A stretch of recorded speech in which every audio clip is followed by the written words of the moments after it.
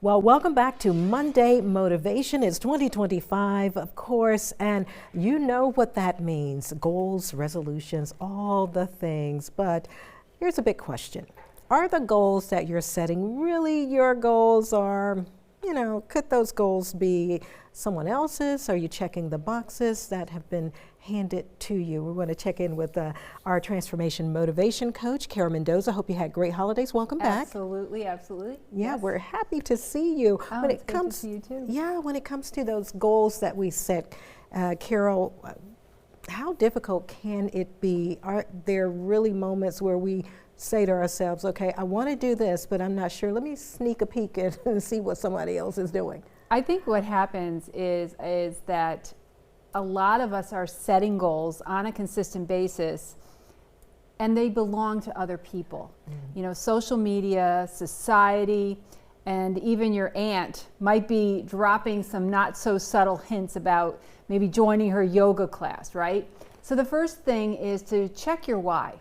Why do you really want this goal? If your why doesn't really light that fire under you and make you get excited, then maybe it's not your goal. Well, after we've checked our why, what happens next? So once you've checked your why, you want to get honest with yourself. Mm-hmm. You really want to ask yourself, am I chasing this goal because I want to, or because I feel like I should, like a should goal, and you have some guilt around it, right?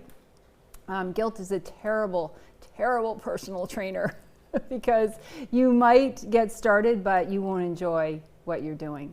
And the goals that you set really should be enjoyable, although they might take some discipline.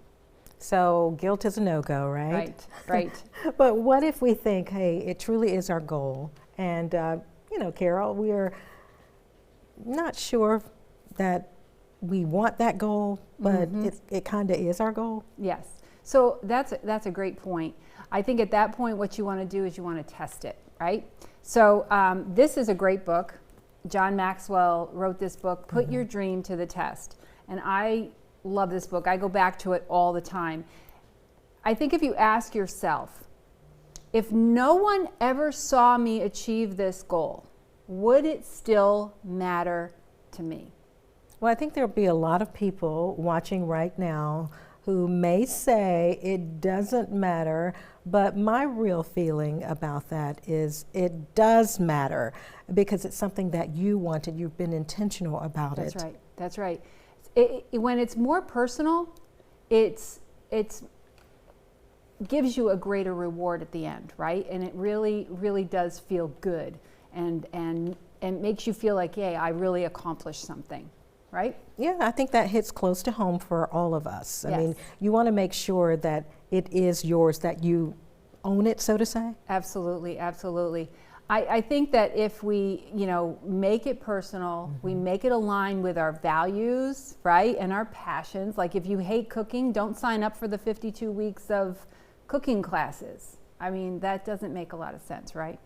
Oh, absolutely. I love that. And Carol, I just wonder, and I think a lot of people at home may be thinking the same thing.